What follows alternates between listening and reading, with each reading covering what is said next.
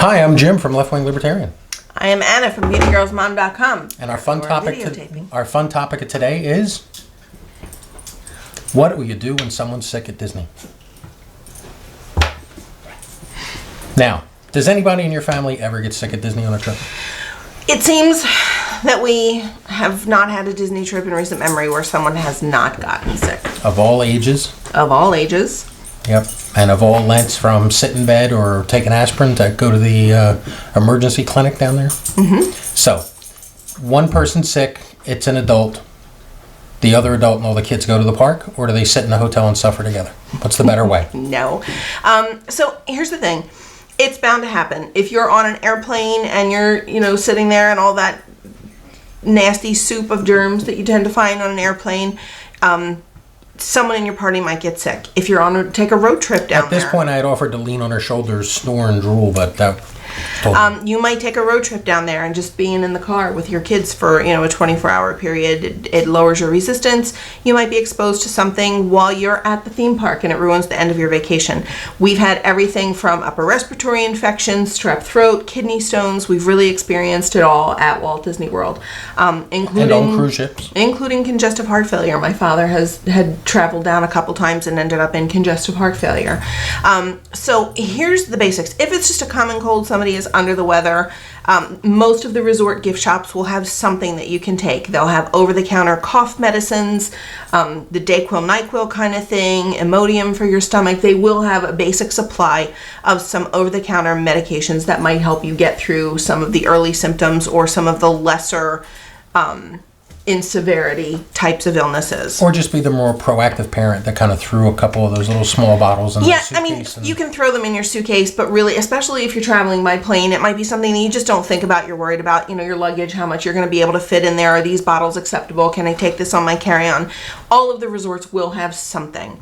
The theme parks will all have something. You can go to any of the theme parks' first aid stations and get anything from Band-Aids and Tylenol all the way to things like Imodium or cold medicine, something over the counter. You won't be able to get prescription drugs at your hotel, but right down the street from the Walt Disney World properties, there are Centricare locations. That's basically like a walk-in clinic, like an emergency type clinic. So if you drove there in your own car or a rental, or you get Uber or taxi there? They actually have a shuttle that comes to Walt Disney World resorts that can take you to and from Centricare. The wait sometimes at the one right by Disney can be long. We have taken Granuel when she was little, when she had bronchitis. It was about a 3-hour wait in the Centricare The kid just turned around and looked at you like, what are you talking about? She was never sick at Disney? Yeah. Are you making this up? She was little. She was probably... I know what bronchitis is. She was probably under the age of 2, but there was a 3-hour wait at Centricare the day that we took her. Also not too far is Celebration Hospital. There's an emergency room available there. We had one instance, I believe it was the same instance that I took Granuel to Centricare, where I went to the front desk to find out how to get to Celebration Hospital. It had not been open that long. I wasn't really sure where it was located. And within a matter of 5 minutes, they had emergency medical services on site who did a quick evaluation and told me to just, let it ride. She was really doing fine, didn't need a trip to the hospital. So that was really nice. And there was no cost for that. I didn't get any additional charges on my bill, on my room, or anywhere else. So there is healthcare available. If you do have a medical emergency and you do need to go to the hospital, again, there are several hospitals in the area. There are competent medical professionals in the area. Most of the time, what they will do if you have a serious medical incident, like my father with the congestive heart failure, they will treat you until you're stable and then recommend that you see your your medical professionals back at home. So, of course, the standard travel advice that you might see on some old travel guide is have your health insurance cards with you and your papers and all your current medications or a list of allergies or things that you've taken for everybody in your party. It's one of those things that when somebody's sick at 2 o'clock in the morning and you rush somewhere, you don't want to have to scramble for it. You want to know that you have it. And in this day and age, it's easy. You just put it on your phone. Yeah, it's very easy to just take pictures front and back of your medical cards. You can take that with you, have them in your wallet. A lot of times, though, now with the Magic Bands, people don't have their wallets immediately handy. A lot of the emergency clinics in the area, the Centricare type places, they will bill your insurance carrier. Some of them do not. You will have to pay up front, so you might want to keep a couple dollars reserved on your credit card in case there is some kind of a medical emergency. Now, this is very different than if you're on the cruise ship traveling outside the country. Absolutely, very, very different. Now, I will say I was the one that got kidney stones on the cruise ship. They were fully stocked with pain medication, prescription medication. So within a matter, Very caring staff. very, very caring staff. They had me on IV fluids. They put me on the necessary medication. I did spend a good 48 hours in the cabin and didn't go anywhere. But it was a fully trained and staffed medical facility with obviously prescription medications that you were able to purchase. None of that, however, on the cruise ship is billable to your insurance carrier. They will charge you for the medical services. Full price, those things you hear about on the news. And then you will have to submit the claim to your medical insurance for reimbursement. I think at the time it was an extra $1,100. So you do want to have that, like, you know, that emergency credit card that you don't use for anything. Yeah, that you don't have planned to use for your excursions or anything else. Just keep, a card that has a few dollars on it in case you have an instance like that. So on cruise ships, we've had, I don't remember which kid it was, but one of them got ill at the dining room. Sorry for those of you who thought this wasn't going to be a gross topic. But the dining room team showed up in, hazmat spacesuits? Yeah, they were very quick to take care of everything. Again, you're on a cruise ship, you're in a confined space. They don't want something like norovirus to go through the ship.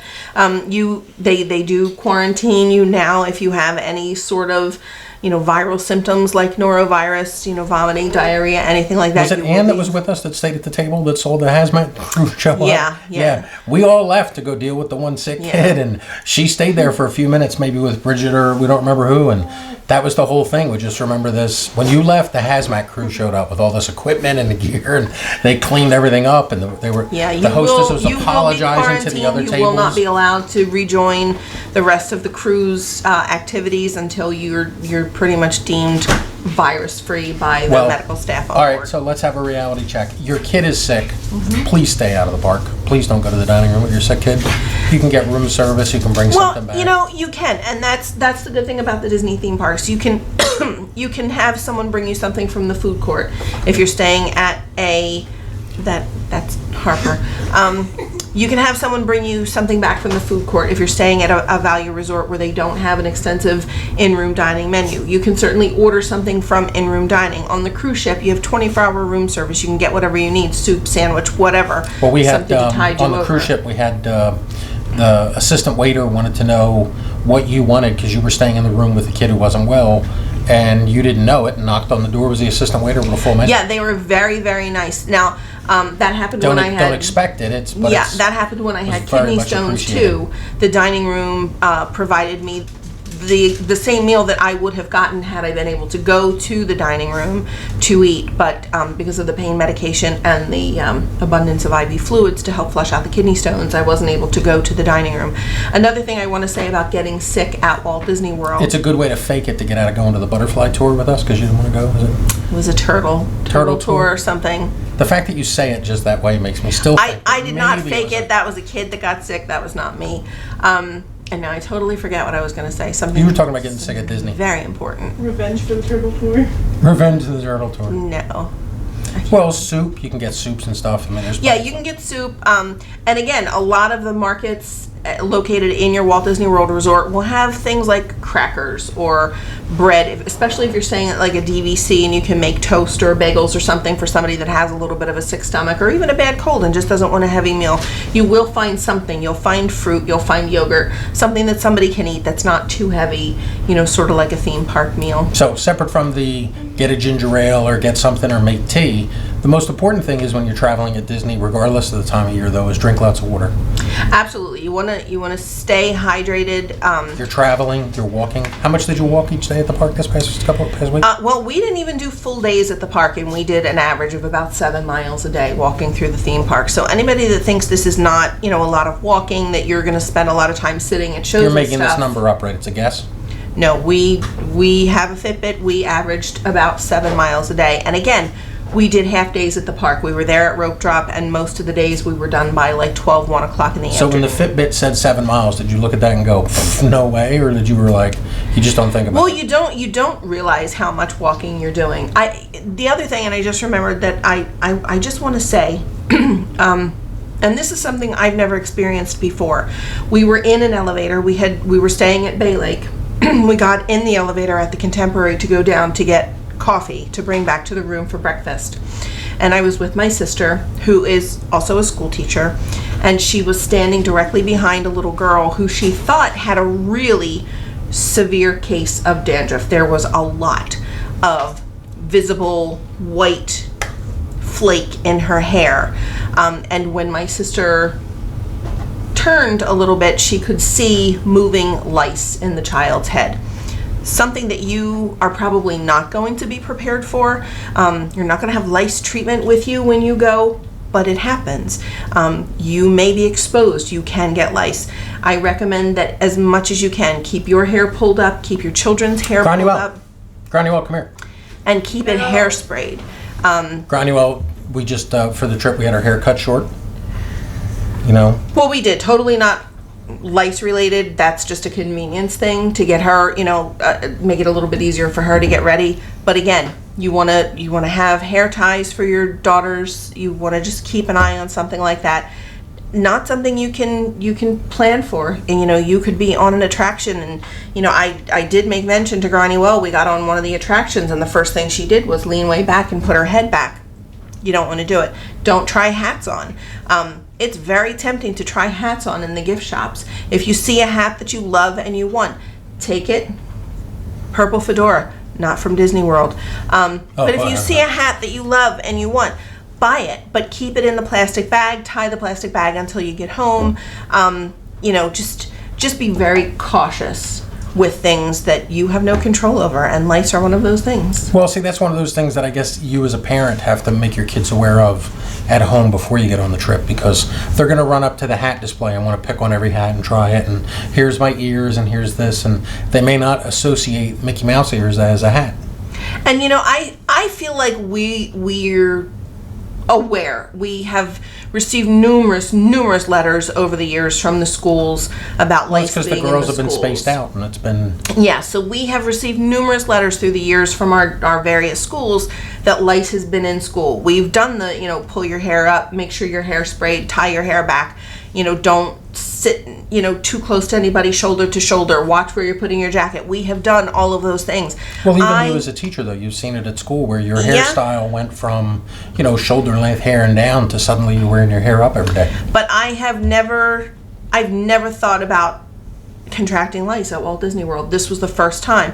But even with us being as aware as we are, on our last day at the resort, someone left a whole table full of goodies out in the lobby of the hotel with a note on it that said, we Can't fit it in our luggage. can't fit all of these things in our luggage. And it was all DVC gifts, DVC beach bags, DVC beach blankets, DVC hats, DVC cups.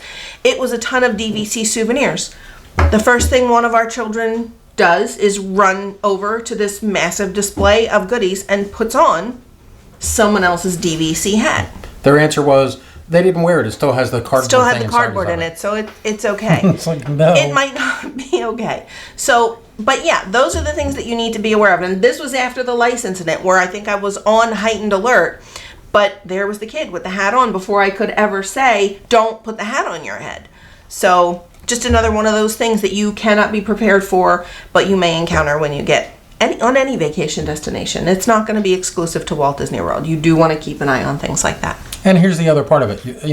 This goes back to something we talk about all the time.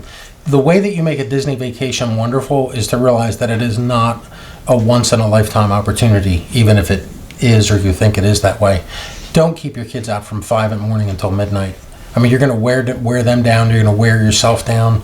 You're going to make it so the next day is crankier and just, lower everybody's system to make it, likely that you're going to have not a good day on that third or fourth day of your trip. And yeah, you want to be mindful of the schedule that you're keeping, and especially, pace yourself. We go over the holidays where we do tend to be there at rope drop, so we might be up and out the door at 6:30, 6:45 in the morning.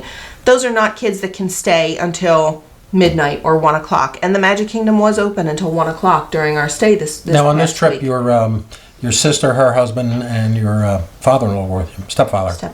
And so how did they like getting up at 6 o'clock and heading over to rope drop? They didn't. They slept in. Because they were on vacation and they were sane. They're not theme park people, but again, that may have worked to their advantage. They did not have the long hours that a lot of people try to do while they're at the theme parks. You do need your rest. You do need to make sure you're eating properly. You don't have to use your vacation as an excuse to just eat junk food. Walt Disney World especially, you will find fresh cut fruit. You will find cheese and crackers. You will find things that are a little bit healthier than fried chicken nuggets or hot dogs or corn dogs or things like that. You'll find all of that junk food. You'll find French fries at Walt Disney World. Is there really any reason that you shouldn't be eating healthy, though, at Disney? I mean, on a reasonable budget? Dole Whip. Yeah, of course. There are reasons you should not eat healthy all the time. But keeping in mind, you're off your schedule, That's you're off pineapple. your That's good normal for you. you're off your And it's got normal yogurt. diet. You do want to be aware that, these are the things that can cause stomach upset. They can cause you not to feel well. So keeping in mind all the things that you can do, stay hydrated, eat well, don't overindulge too much on, sweets or frieds or By alcohol. hydrated, we mean lots of water. Your kids don't need Lots of soda all water. day at the park.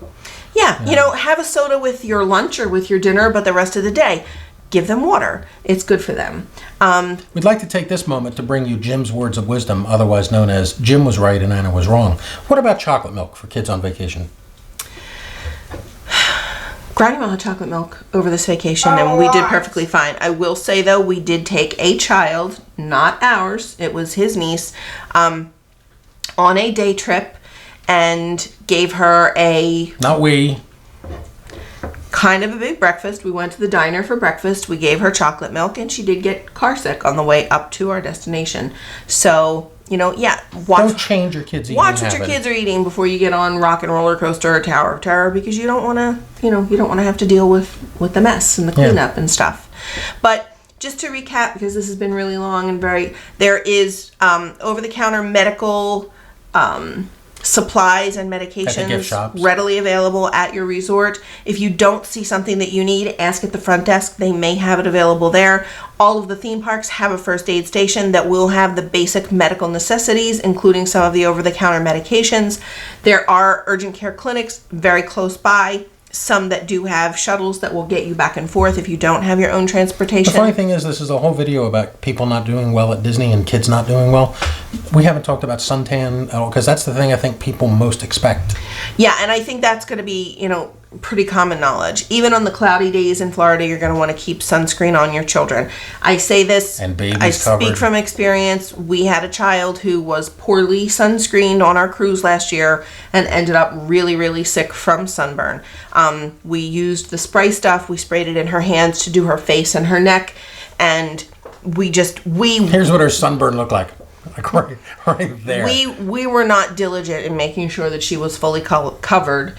But yeah, sunscreen should be a no-brainer. Everything else that you need is readily available at Walt Disney World. Feel free to take advantage of it if you need it. And yeah, it might be a once-in-a-lifetime vacation, but if you need a down day, if you need an afternoon off, take that afternoon off, give yourself a rest, and don't spread germs to other people in the theme park. Because you don't want them to spread it to your family. That's right.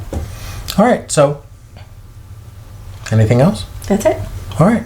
I'm Jim from Left Wing Libertarian. I'm Anna from BeautyGirlsMom.com. If you'd like to subscribe, just hit the button wherever it appears on your screen. And we'll see you real soon.